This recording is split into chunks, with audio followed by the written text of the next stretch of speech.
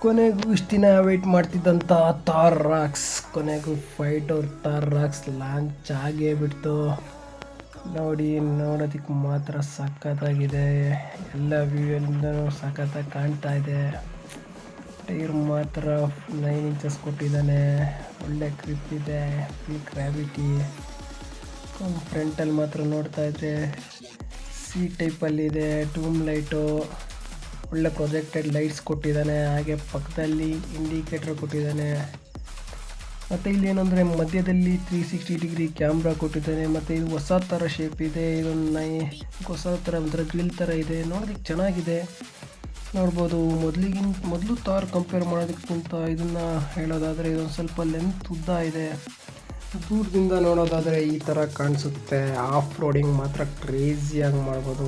4x4 ಹೆಂಗೆ power ಇರುತ್ತೆ. ಯಾವುದೇ ಬೆಟ್ಟ ಗುಡ್ಡ ಬಂದರೂ ಹತ್ಕೊಂಡು ಹೋಗ್ಬೋದು. ಇನ್ನು ಒಳಗಡೆ ನೋಡೋದಾದರೆ ಇದು ಸ್ಟಾರ್ಟ್ ಬಟನ್ನು.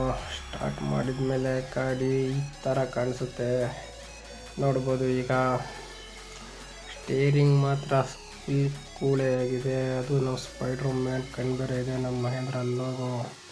ಬ್ಯಾಕ್ ಡೋರಲ್ಲಿ ನೋಡಿ ಈ ಥರ ಕಾಣಿಸ್ತಿದೆ. ಲಾಸ್ಟ್ ಟೈಮ್ ಏನಾಗಿತ್ತು ಅಂದರೆ ನಮ್ಮ ನಾರ್ಮಲ್ 4x4 ಥಾರಲ್ಲಿ 2 ಡೋರಲ್ಲಿ ಸೀಟ್ ಮಚ್ಚಿ ಹಿಂದೆ ಬರಬೇಕಾಗಿತ್ತು. ಬಟ್ ಇಲ್ಲಿಲ್ಲ. ಇದರದ್ದು ಸೂಪರ್ ಸ್ಪೆಷಾಲಿಟಿ. ಹೊರಗಡೆ ಟೀ ಕಪ್ ಇಟ್ಕೋಬೋದು, ಆರಾಮಾಗಿ ಚಿಲ್ ಮಾಡ್ಬೋದು. ಹಿಂದೆಗಡೆ ಸೀಟ್ ಬೆಲ್ಟ್ಸ್ ಇದೆ, 6 ಸೈಡು ಏರ್ ಬ್ಯಾಗ್ಸ್ ಇದೆ, ಸ್ಪೀಕರ್ ಇದೆ.